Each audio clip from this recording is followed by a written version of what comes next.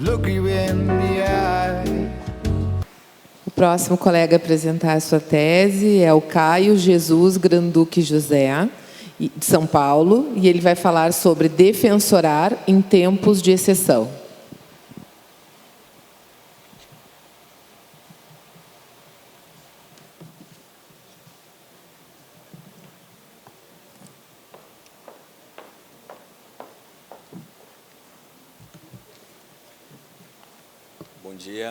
Bom dia, igreja, comissão examinadora. Bom dia a todos os colegas, defensores e defensoras públicas e os companheiros tesistas. Em virtude da brevidade do tempo, então já vou começar. A minha tese, como o título bem elucida, é sobre a defensoria pública no atual estado de exceção em que vivemos. Ela versa sobre o papel institucional da defensoria pública diante do estado de exceção, que é a expressão jurídico-política da era de emergência. Tá? A minha hipótese é que a defensoria pública é a instituição mais capacitada da República e, sobretudo, do sistema de justiça para desativar os dispositivos dessa máquina biopolítica do estado de exceção. E biopolítica aí eu digo com base em Michel Foucault, que é um cálculo de poder da governamentalidade sobre a vida, que produz rastros de destruição e morte. Nós vamos ver por quê.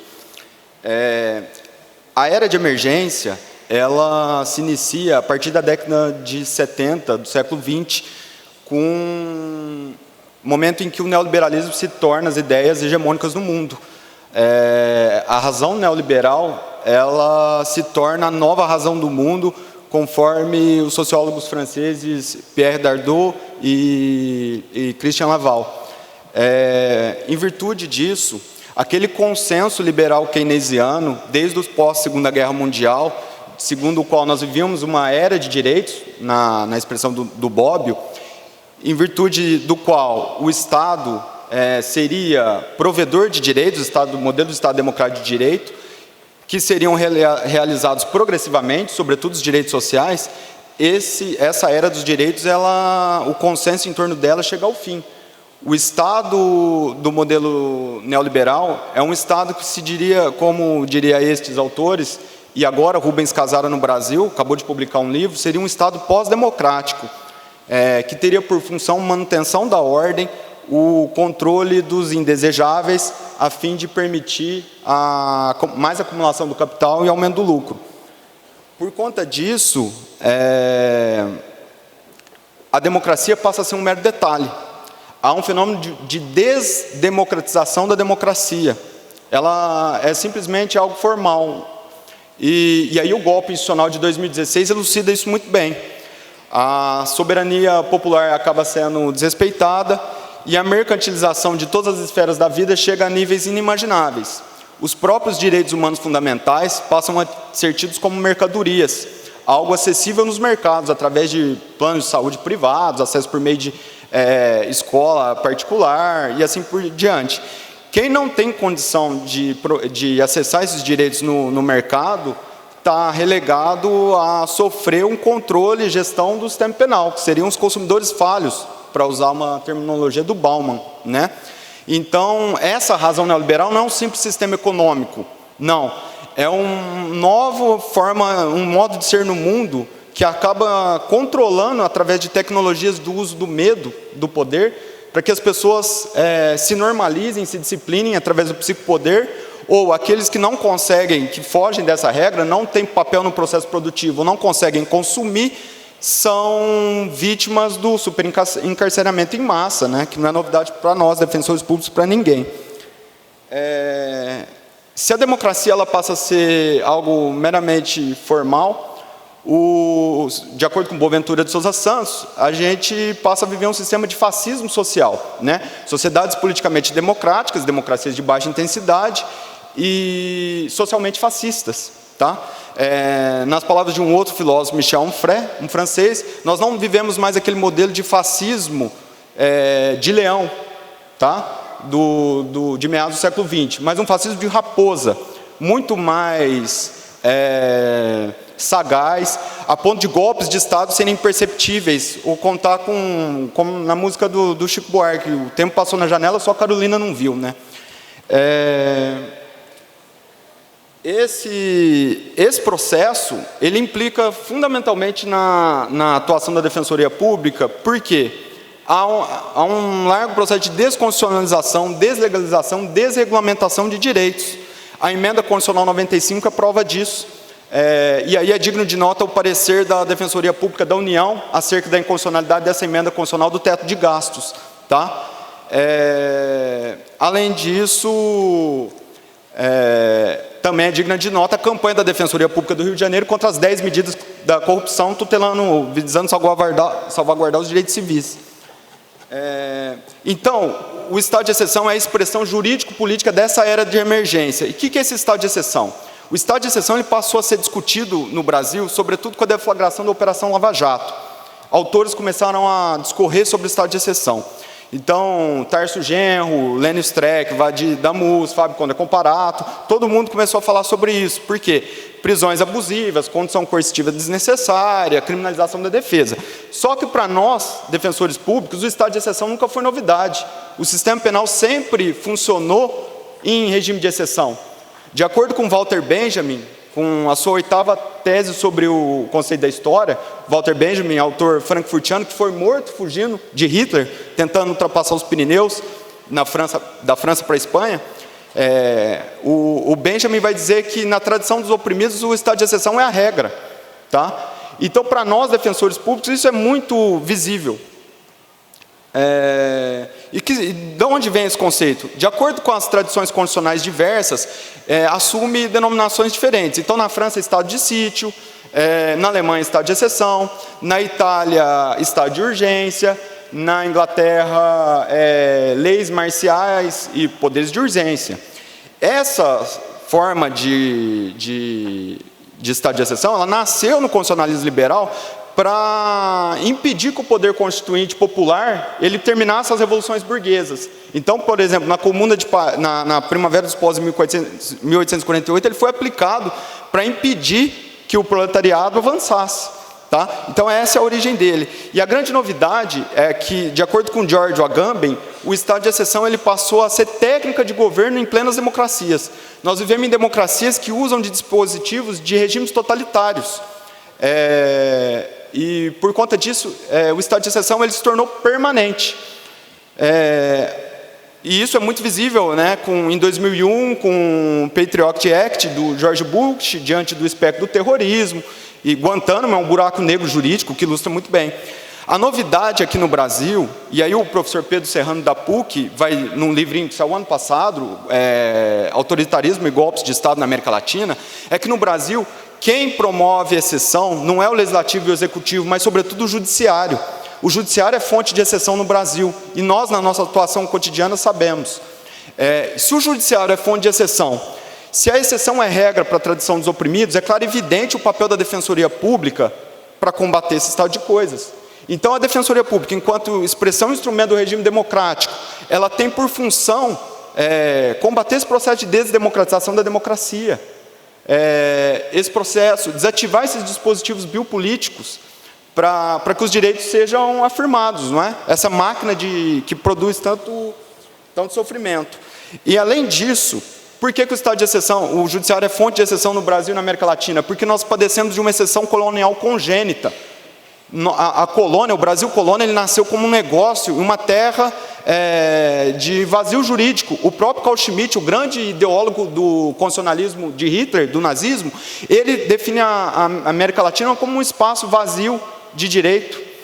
Então, além de padecer dessa exceção colonial congênita, então aqui seria uma zona livre, né, excluída do direito, e os índios e os negros eram considerados res, né, coisa, regido pelos direitos das coisas. O papel da defensoria se torna premente por conta do judiciário. Tá? E aí, eu vou dar exemplos, né, bem rapidamente. Zonas de exceção, agora, ainda que aqui não seja um estado de exceção, uma zona livre em todo o território, zonas de exceção pululam por todo o território brasileiro. Não é novidade para ninguém que as periferias são terra de ninguém, não é? E que qualquer pessoa que mora ou que transite por esses lugares pode ser matável e sacrificável a qualquer hora, não é? A novidade no Brasil é que junho de 2013 tornou a rua também um espaço, a rua política de exceção. Quem se manifestava defendendo do local era matável, era homo sacer, né? Outro exemplo de exceção, de campo, né? Um campo virtual, segundo o Agamben, a revista vexatória. As revistas vexatórias são muito semelhantes aos relatos de revistas que aconteciam nos campos de concentração nazista, e basta ler o Primo Levi para saber isso. Dar à luz algemado, nem preciso dizer, prática típica que remete aos regimes totalitários. Toque de recolher e rolezinhos, que a Defensoria Pública do Mato Grosso de São Paulo conseguiu suspender no STJ.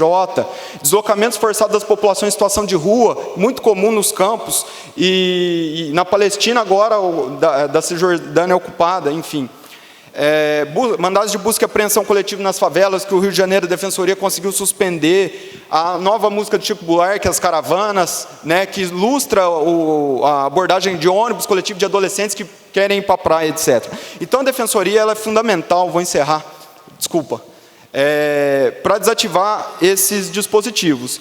A gente tem que combater essa politização liberticida que tomou conta do judiciário através de uma repolitização libertária, por meio de um uso revoltado do direito, de um pensamento jurídico justo libertário. Muito obrigada, Caio. Posso encerrar? Todos os colegas já observaram o tempo, por favor. Muito obrigada, Caio. Obrigado. Muito obrigada, parabéns.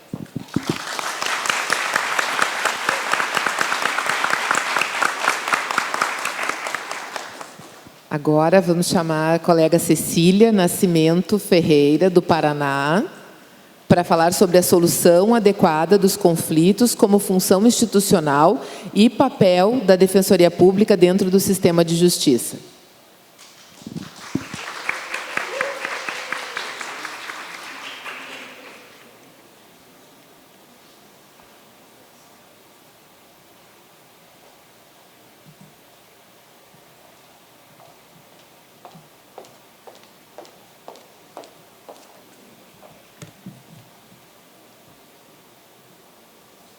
Bom dia a todos e a todas. Bom dia, minha examinadora. Meu nome é Cecília Ferreira, sou defensora pública na cidade de Maringá, no Paraná, e atuo na área de família. E, como já adiantado, minha tese hoje ela versa sobre o tema da solução adequada dos conflitos, como a função institucional da defensoria e o papel dela dentro do sistema de justiça. Como o tempo é muito curto, eu infelizmente não vou poder aqui ficar falando sobre o que é a solução adequada, quais são as vantagens, como ela está inserida no nosso ordenamento hoje. Então, inclusive, já vou começar da conclusão da minha tese, da minha proposta, para analisar depois um pouco as premissas e as consequências práticas disso. Só um adendo que eu vou usar as palavras conciliação, mediação, resolução extrajudicial como sinônimos, embora existam diferenças claras, que infelizmente, né, como o tempo é curto, não dá para falar. Então, a minha proposta ela pode ser resumida em 2 pontos centrais. Diante dessa função institucional da defensoria, de resolução extrajudicial de conflitos, prevista na nossa lei orgânica, existe um poder-dever da defensoria. O dever da defensoria é de aparelhar a instituição para promover efetivamente a resolução extrajudicial através de uma equipe interdisciplinar, que também está prevista em lei, de forma a incrementar a fase de primeiro atendimento para que seja sempre estimulado e implementado a questão da técnicas de mediação, conciliação e outros métodos alternativos. Esse seria, então, o dever da defensoria já previsto na nossa lei. Contudo, a esse dever existe um poder que ainda não resta muito claro na atuação da defensoria. O dever seria que, a partir do momento em que a defensoria realmente implementou essas técnicas de resolução extrajudicial, isso deve ser reconhecido judicialmente no processo como uma possibilidade de dispensa da audiência de conciliação, que hoje em dia é obrigatória pelo novo CPC. Principalmente quando essa tentativa de conciliação ela foi infrutífera. As premissas para isso são claras, elas estão na lei. Em primeiro, essa função institucional que está prevista no inciso 2º do artigo 4º, que cabe sim à defensoria promover a resolução extrajudicial dos conflitos. Além de estar na nossa lei orgânica, ela está no CPC, agora com o artigo 3º, parágrafo 3º do CPC, cabe aos defensores, promotores, advogados e juízes estimular a conciliação, a resolução consensual do conflito. Então, daí, a partir só dessa premissa já seria possível inferir todo esse dever da defensoria de se aparelhar. Em segundo lugar, essa função institucional de prestar o atendimento interdisciplinar, como forma também do atendimento integral da defensoria. Isso foi uma alteração incluída na nossa lei complementar em 2009, mas que, infelizmente, na prática, a gente percebe que são poucas as defensorias que realmente estão estruturadas, que têm servidores capacitados. Esse atendimento interdisciplinar tem que ser promovido por servidores de carreira. Eu posso falar um pouquinho da minha experiência em Maringá, que felizmente a gente tem em conta com assistentes sociais e psicólogos, nosso quadro de apoio, e eles são fundamentais nesse auxílio, né, de colocar as partes para dialogar previamente e, principalmente, de dar uma visão para a gente do conflito, do litígio, que a gente não tem. É um olhar não jurídico, assim, ele enriquece o debate, ele enriquece a abordagem da questão. Em seguida, é também uma premissa clara que a defensoria, como integrante do sistema de justiça, previsto constitucionalmente no artigo 134, junto ao Ministério Público, à advocacia, e é entender que a justiça não deve ser encarada somente como judiciário. A defensoria, é o papel da defensoria promover a justiça. E essa promoção da justiça ela pode ser realizado através desse diálogo, dessa comunicação entre as partes e a conciliação. E, por fim, a última premissa é entender que o conflito, ele não necessariamente ele se resume a um pedido de uma ação. O conflito ele vai além do pedido. Ele tem causas subjacentes que não vão estar descritas nos fatos, que não vão estar abordadas numa sentença, que muito provavelmente não vão ser resolvidas ali naquela ação, naquela demanda judicial. Acho que, como tem outras pessoas que atuam aqui na área da família, é o que a gente mais vê, que as ações na família se multiplicam, elas dão filhotes, né? Então, é uma coisa que não se resume ali a um pedido e a uma sentença judicial. Então, assim, a proposta ela parece bem simples, mas a partir dela eu acho que a gente consegue tirar consequências muito importantes de aparelhar e capacitar os defensores e servidores e, por isso, gerar essa possibilidade de, eventualmente, dispensar uma audiência de conciliação quando já percebeu que é impossível, naquele momento, naquele contexto, uma conciliação entre as partes e garantido de uma forma ou de outra uma efetividade processual. Porque a pauta do judiciário, todo mundo já sabe, ela é muito extensa. Você ajuiza uma ação hoje, às vezes demora mais de 6 meses para você conseguir uma data de uma audiência de conciliação, sendo que na defensoria, com mais tempo, com mais até paciência, você já viu que esse diálogo não é possível naquele caso e acaba que essa audiência ela acaba sendo uma formalidade. É uma formalidade que o Código agora impôs, muito importante, mas é uma formalidade que não vai satisfazer os interesses dos usuários que nos procuram. E entender que, aparentemente, isso parece um desprestígio das audiências de conciliação, das técnicas consensuais, mas é entender que existem limitações, e limitações que não podem ser transpostas. Infelizmente, nem todo conflito vai conseguir ser resolvido de forma consensual, principalmente naquele momento. Pelo nosso próprio Código de Processo Civil, a gente, em qualquer momento, percebendo indícios, possibilidades de um acordo, o processo pode ser suspenso. Então, essa primeira audiência de conciliação, ela acaba sendo mais uma barreira à continuidade do processo, à efetividade, a atender os interesses dos nossos usuários, do que realmente um mérito ali, uma questão processual. Então, tentando concretizar um pouquinho minha proposta, torná-la palpável, né, para que cada um de nós possa pensar isso na nossa atuação dos nossos órgãos, é enxergar a resolução extrajudicial de conflitos não como prévia ao ajuizamento de uma ação, mas como inicial, como o primeiro passo. É incorporar isso numa rotina de atendimento inicial.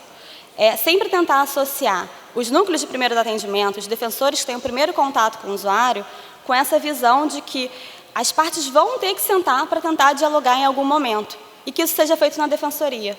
Que isso seja feito pelo defensor, que vai conseguir explicar melhor para os usuários o que são as técnicas consensuais, como elas se aplicam, as consequências disso e, claro, informando que isso pode ser eventualmente homologado, porque o usuário ainda tem aquela insegurança que se não tiver a canetada do juiz, aquilo não vale. mas é adiantar um pouco e principalmente usar a sensibilidade que é típica do defensor para tentar essa abordagem, que no judiciário é uma audiência de 30 minutos com um conciliador que nem sempre é tão preparado, tem tanta paciência, entende tanto a linguagem dos usuários como a gente entende. Eu entendo que isso pode ser uma dificuldade para muitas defensorias, inclusive a Defensoria do Paraná, em que a estrutura não é tão adequada, que a gente tem carência de recursos humanos, de material, até de estrutura física para isso, mas eu acredito que seja um passo muito importante para entender, para até tentar que esse primeiro atendimento ele seja de uma certa forma uniformizado, que isso seja realmente incorporado. E, além de tudo, que isso seja incorporado também na cabeça de cada defensor. Porque na faculdade a gente aprende a litigar, a gente aprende a judicializar, a gente não aprende a resolver conflitos. A nossa cultura jurídica é de ajuizar uma ação. É muito mais fácil para a gente, a partir do momento que chega um assistido, quero pensão alimentícia, quero alimentos. Você abre aquele modelo, você narra os fatos e pronto, ajuizou menos um processo. Você resolve isso em 15 minutos às vezes. É muito mais difícil você entrar em contato com outra parte, ver quais são realmente as necessidades de cada um, as possibilidades de cada um e tentar resolver ali aquilo. Isso é uma coisa muito complicada, que acho que a primeira mudança ela é interna de cada um, tem que ser de cada defensor, mudar a nossa visão mesmo. E, em seguida, acho que isso deve ser sim, também uma mudança institucional, para que a conciliação não seja só eventualmente, quando as partes já chegam falando que pode ser consensual, mas que seja efetivamente tentado, incentivado e estimulado pelo defensor, para que, mais uma vez, o acesso à justiça não seja visto como acesso ao judiciário, mas acesso aos direitos dos usuários de forma que atenda da melhor forma possível. Obrigada.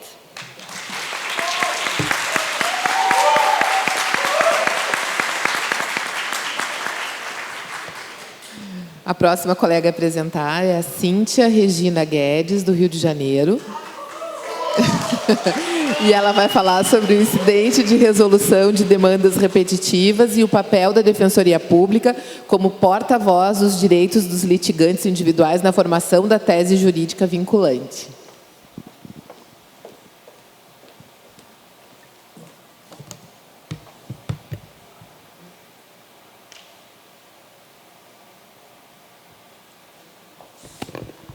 Tem uma cola aqui. Eu fiquei pensando que eu não ia conseguir ver. Bom dia a todos os colegas, a banca. Antes de contar meu tempo, eu queria só dar um recado para a banca. A colega Daniela, que falaria depois de mim, teve um problema de ordem pessoal e não veio. Aí, só para avisar, para vocês não ficarem chamando, ela não veio realmente para o Congresso. Ela não veio para o Congresso, ela não vai apresentar. Não, ninguém vai apresentar a tese dela, tá? Bom, a tese que eu vou tentar expor aqui rapidamente, em 10 minutos, versa sobre, na realidade, uma necessidade de litigância estratégica da Defensoria na área não criminal. Então, a ideia da tese é a gente pensar os novos instrumentos processuais. E aí eu fixei pelo IRDR, porque o IRDR ele ocorre em nível estadual.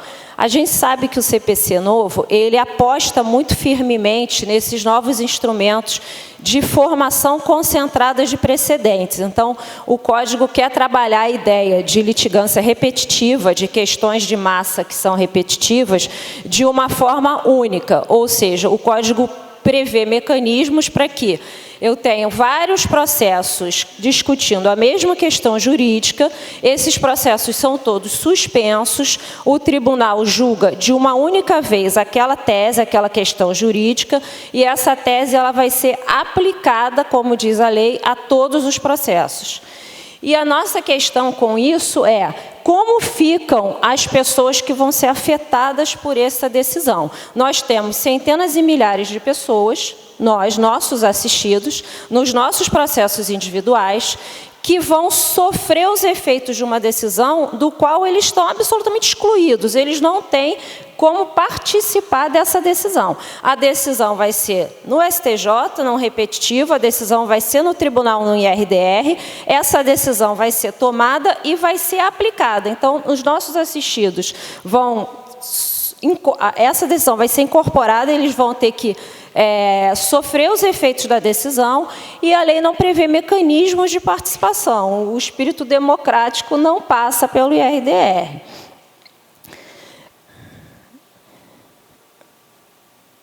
Então, assim, o código busca celeridade, o código busca decisões rápidas para resolver um problema de litigiosidade de massa.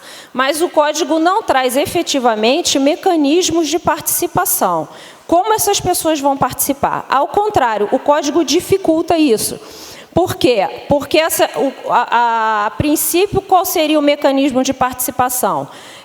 Em tese, todos podem participar, mas a participação seria no prazo de 15 dias depois da decisão de admissibilidade do IRDR. Esse é o primeiro obstáculo. O nosso assistido não vai ser intimado dessa decisão de admissibilidade. Segundo obstáculo, a lei prevê 30 minutos para que todos os interessados participem. São processos que envolvem centenas e milhares de interesses. Claro que isso é feito para que ninguém participe. Terceiro, a lei prevê quem pode participar, o Ministério Público e aqueles que representam, que tenham interesse, que tenham uma expertise no assunto. Então, a nossa ideia na tese é tentar demonstrar como a Defensoria é efetivamente a instituição que precisa trazer para si a representação desses direitos. Então, partindo da premissa que a gente tem uma massa de pessoas que têm os seus processos sobrestados, que vão ser atingidas por uma decisão, que essas pessoas individualmente consideradas não têm um mecanismo para participar dessa decisão e que a Defensoria é a instituição por excelência que tem por função institucional defender essa classe de pessoas vulneráveis e dar voz a essas pessoas. A única forma que a gente tem de entender que essas pessoas vão ter alguma possibilidade de influenciar nessa decisão, de levar os seus argumentos, de participar dessa decisão, é através da Defensoria Pública. E a gente não vem pensando a Defensoria dessa forma. A gente pensa na Defensoria como legitimada para instaurar um IRDR. Mas a gente não pensa que talvez mais importante do que instaurar o IRDR, que é uma atribuição nossa, seja a gente estar presente mesmo nos IRDRs que não foram instaurados por nós, levando a visão do nosso assistido. Porque o tribunal não tem a visão do nosso assistido. A gente está na ponta, a gente atende eles no dia a dia, a gente sabe o problema, a gente sabe a consequência, a gente sabe qual é a questão que está ali. É essa visão do nosso assistido que a gente tem que levar.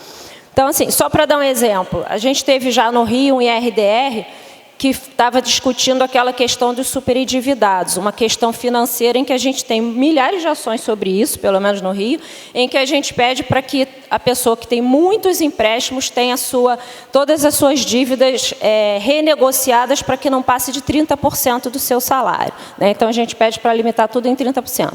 Foi instaurado um IRDR sobre isso para discutir se podia ou não podia, de quem era a legitimidade. 17 pessoas pediram para ingressar como amicus curiae, ou para se manifestar e fazer uma sustentação oral e escrito. A FEBRABAN, o Estado, 15 instituições financeiras e a Defensoria Pública. Quem defendia o interesse dos consumidores, do vulnerável, do superendividado? Ninguém. Se a gente não fosse lá para a tribuna fazer manifestação pelo interesse dos superendividados, ninguém. Eram 15 manifestações de instituições financeiras e ninguém. Porque isso a gente vê também que há uma dificuldade organizacional que gera uma vulnerabilidade. As instituições, não só instituições financeiras, mas os grandes litigantes, eles são organizados. E a Defensoria e os nossos assistidos, eles não têm quem organizadamente fale por eles, além da Defensoria.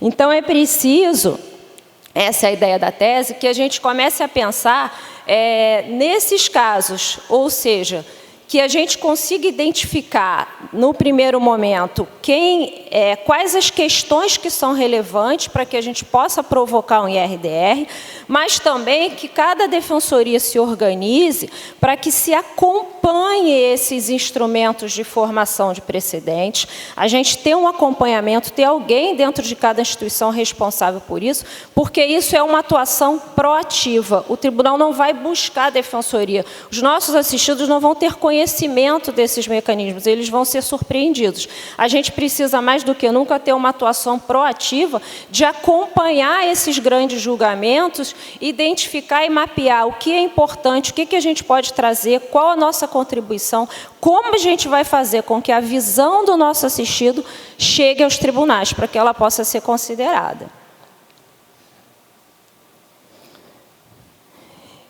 E aí eu estou colocando aqui nos slides que eu estou passando rápido, que a tendência hoje é que todas as grandes questões sejam decididas por meio de RDR de repetitivo.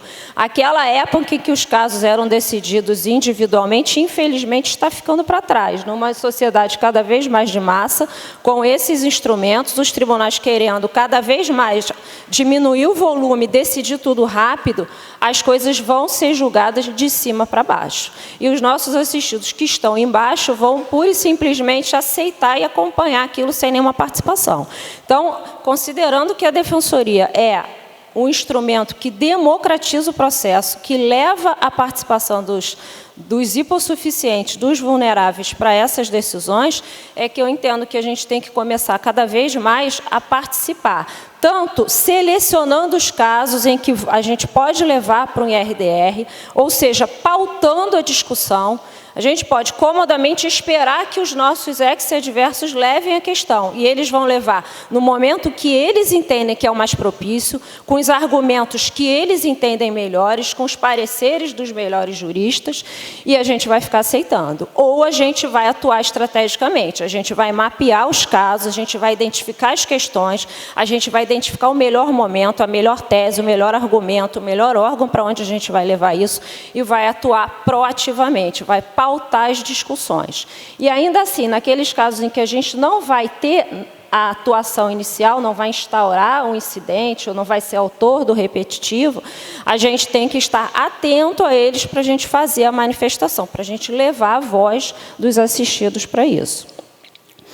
E aí eu coloquei no final, nas conclusões, que isso passa por todos os defensores, passa por quem está eventualmente numa administração, de fazer esse acompanhamento, mas passa principalmente por cada um de nós que está no seu órgão de atuação, que está identificando as questões repetitivas, que está percebendo questões novas, para a gente ter essa visão, não só, é muito comum, a defensoria, a gente trabalha cada um no seu órgão, né? Eu tenho a visão do meu órgão, você tem a do seu órgão, e dificilmente a gente consegue pensar numa visão macro, de que o que acontece comigo acontece com você, acontece com ele. E aí a gente tem que pautar essas questões para levar. Tá? Então, essa é a ideia da tese, é uma preocupação nova, claro, porque é um instrumento novo, a doutrina ainda não parou para pensar nisso, mas como a gente vai levar a posição dos sobreestados, a posição de toda essa massa de pessoas vulneráveis para influenciar a decisão que vai ser tomada nos tribunais. E o que eu estou defendendo é que, como essas pessoas não podem individualmente serem representadas nesses instrumentos, e como elas são basicamente pessoas vulneráveis e sem uma organização, a única instituição que tem legitimidade, que pode representar todas essas pessoas, é a Defensoria. Muito obrigada.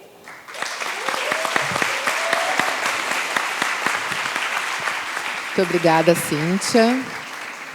Agora vamos chamar a colega Elisa Costa Cruz, do Rio de Janeiro, para falar sobre a possibilidade de transação por defensor público em tutela coletiva.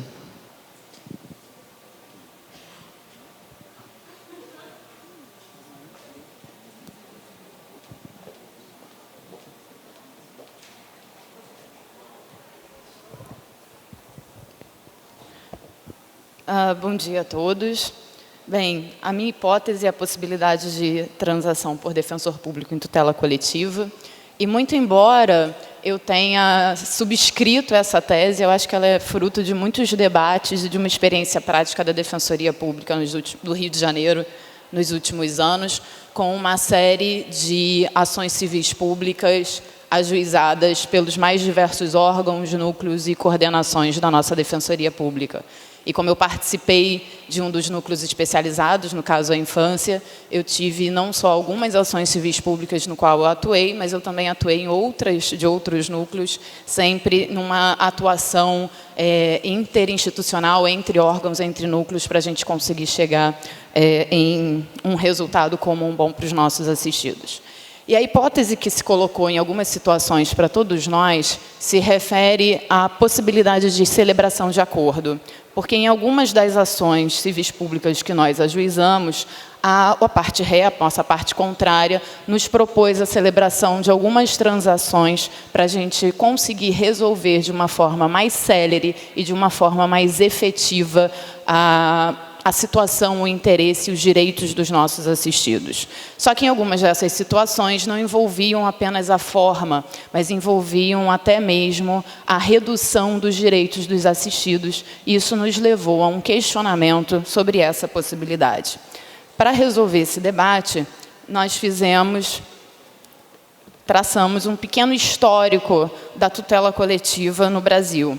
E nós temos aqui, eu coloquei essa série de legislações que se inicia com legislações funcionais, depois o antigo Estatuto da OAB, a Lei de Ação Popular e até mesmo a CLT, em que a tutela coletiva ela estava muito vinculada à defesa de direitos individuais homogêneos, à defesa de direitos e interesses de classes e grupos específicos. Então, uma tradução no início, na origem da tutela coletiva, muito baseada na defesa de interesses individuais, em que era até eventualmente possível transacionar, identificar quem eram as pessoas interessadas e assim conseguir celebrar acordos com base nas situações individualizadas que eram colocadas.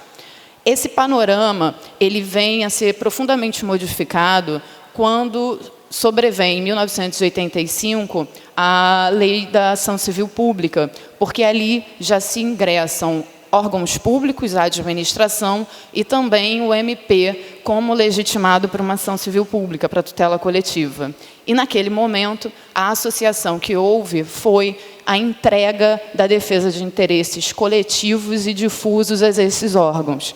E isso acabou por resgatar, e vou fazer antes um pequeno parênteses, eu não questiono em nenhum momento a legitimidade, aliás, para mim é um fato inconteste a legitimidade da defensoria, nem preciso comentar isso, é um congresso de defensores. Em 2007, nós fomos expressamente colocados na Lei de Ação Civil Pública, mas é inerente à função institucional a legitimidade para essa ação. Então, acho que eu nem preciso mencionar essa parte, já estou partindo dessa premissa aqui entre todos nós.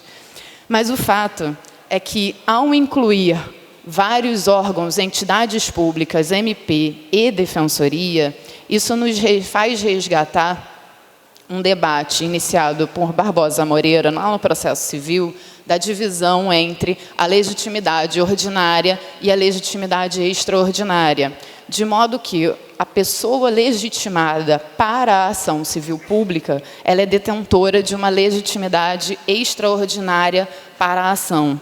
E, com base nessa legitimidade extraordinária, muito fundada numa substituição processual, a doutrina mais tradicional, eu posso dizer talvez majoritária, sempre reconheceu que o substituto processual, o legitimado extraordinário, não poderia, de forma alguma, transacionar, renunciar, mitigar ou excluir qualquer dos direitos do seu representado ou da pessoa a quem ele está substituindo nessa ação. Mas, ainda assim, apesar de todo esse histórico, para nós, num caso concreto, a gente continuava se questionando, será que, de fato, não transacionar, naquele caso concreto, para o nosso assistido, será que não representaria uma efetiva vantagem, alguma modulação, alguma alternativa? E foi essa questão que nos trouxe. E a minha proposta de tese é, na verdade, a necessidade de um pensamento crítico sobre o conjunto da legislação sobre tutela coletiva, que é composto não só das leis processuais, mas também das leis civis e principalmente das leis funcionais. É necessário que a Defensoria Pública canalize e se oriente dentro da solução dessa tutela coletiva, que a Cíntia muito bem falou, que representam, junto com outros novos instrumentos, o grande futuro do processo judicial, né? É claro que a gente sempre terá o processo individual de litigância, mas hoje a tutela coletiva, os processos coletivos, eles são uma realidade.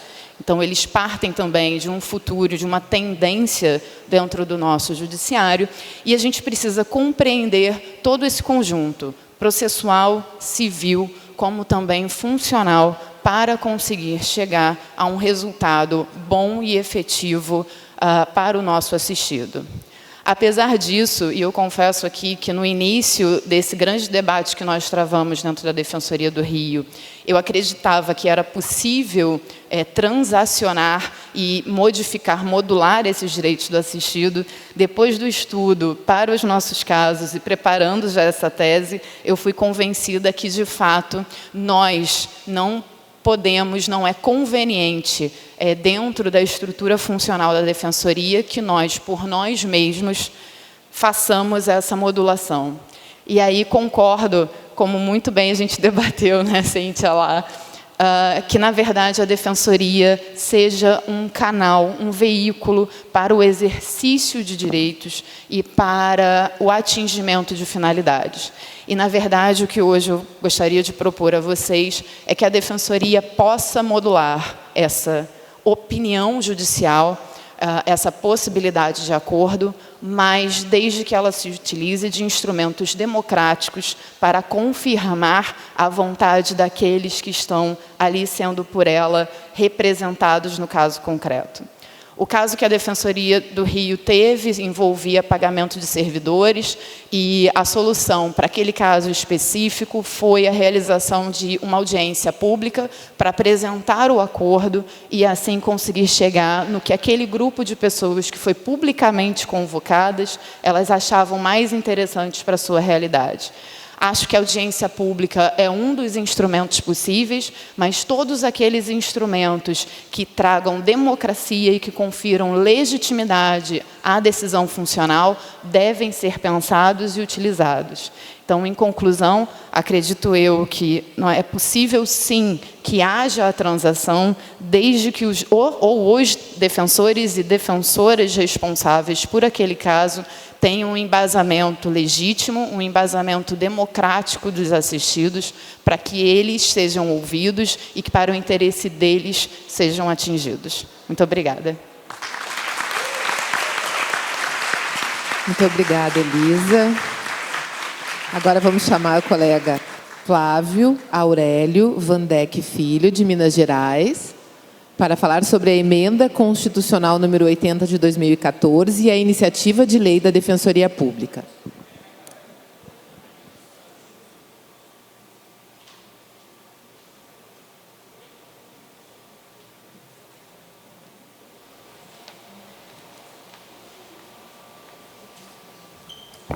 Bom dia a todos. Bom dia aos colegas da banca, João, Fernanda, doutora Patrícia, Ivana. Uma honra participar desse concurso de teses, rever amigos de luta na ANADEP aqui, né?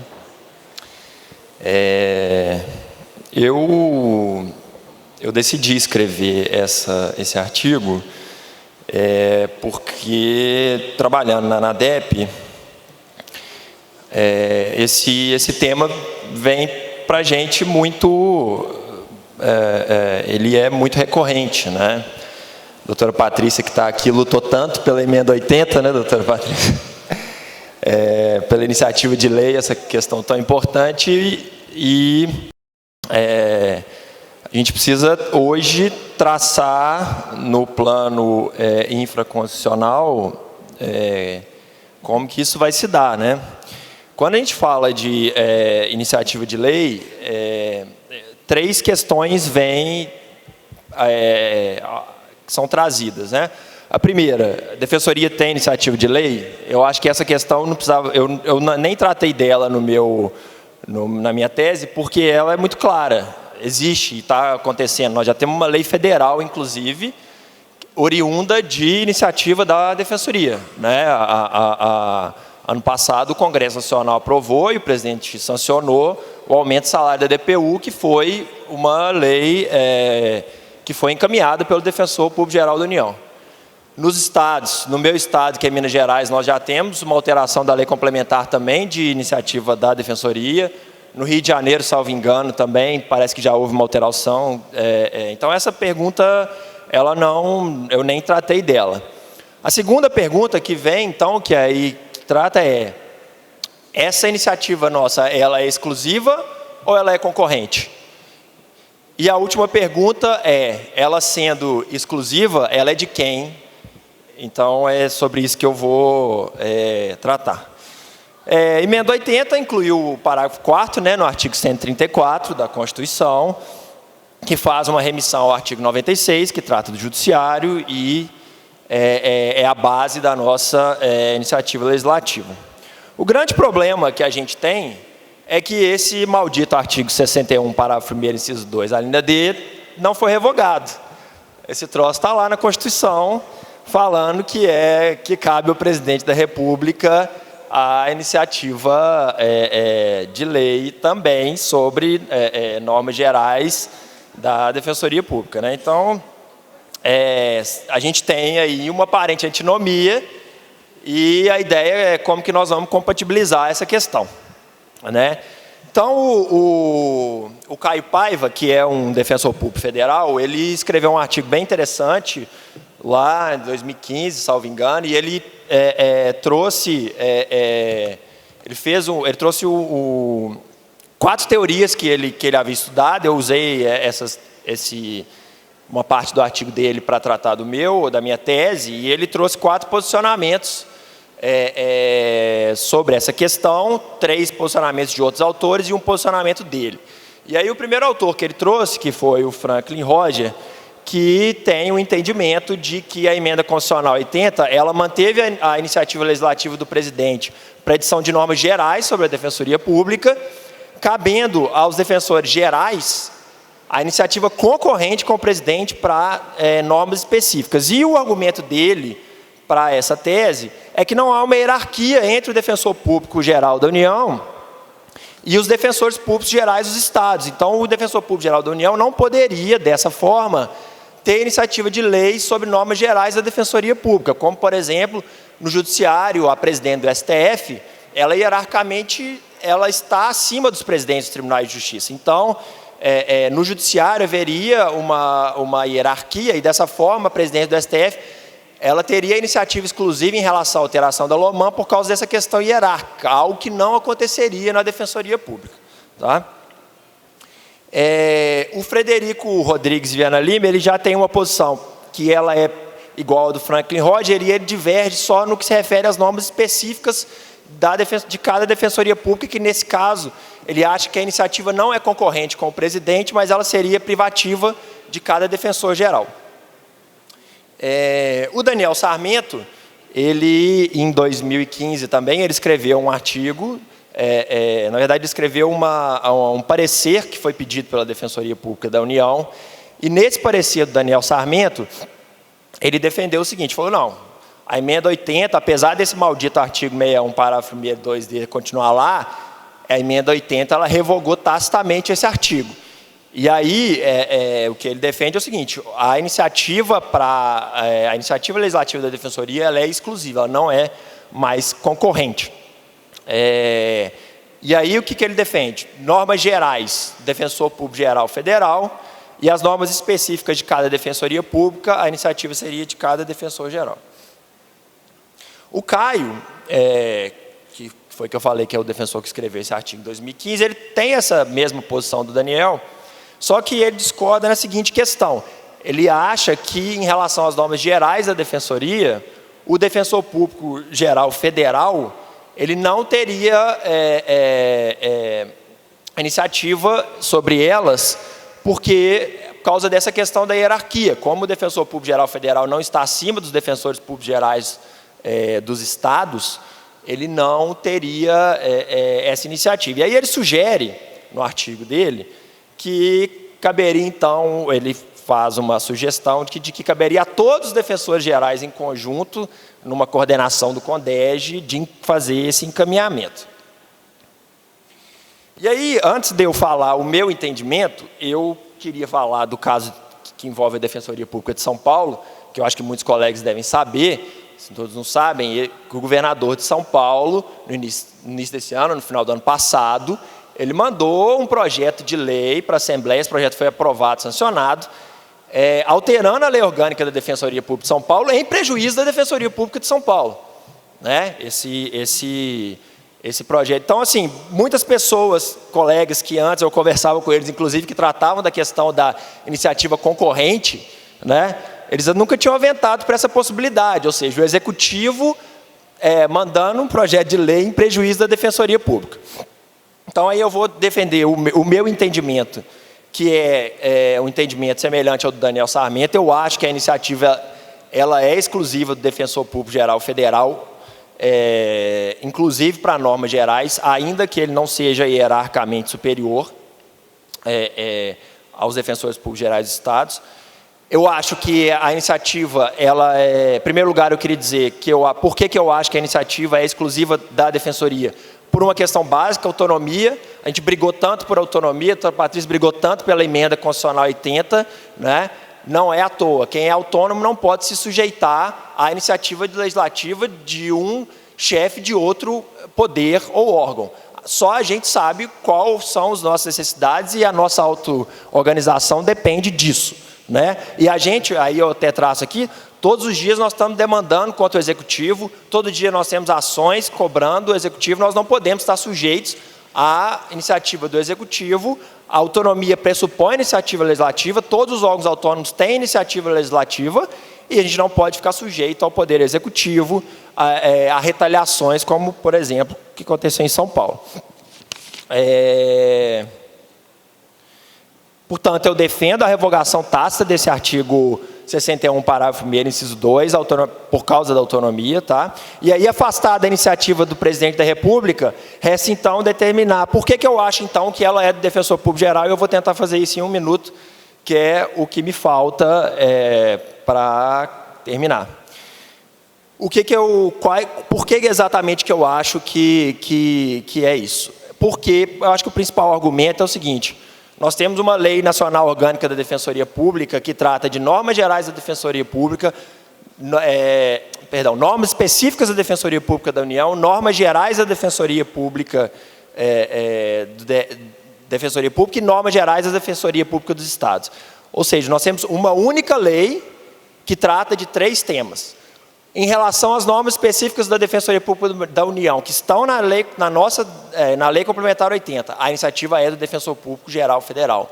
Ou seja, no meu entendimento, não faz sentido que uma única lei, ainda que se trate de outros temas, possa ter mais de um legitimado para aquela lei. Eu acho que se nós que somos unos, indivisíveis, nós temos que ter uma única pessoa com a iniciativa de lei, pelo menos no sistema atual vigente. Porque senão nós podemos ter uma situação bizarra, onde o Defensor Público Geral Federal encaminha uma alteração de lei num sentido e alguém, talvez não sei quem, encaminhe essa iniciativa de lei em outro sentido. E só para terminar, eu vou pedir 30 segundos. Eu acho que no modelo atual, se vocês me perguntarem se eu acho ele o ideal, eu não acho que eu acho que a gente pode trabalhar para modificar, especialmente no que se refere aos estados, mas hoje, com o que tem, eu acho que a gente está isso. Perdão, acho que não deu para eu terminar tudo que eu tinha para falar em 10 minutos. Agradeço. Muito obrigada.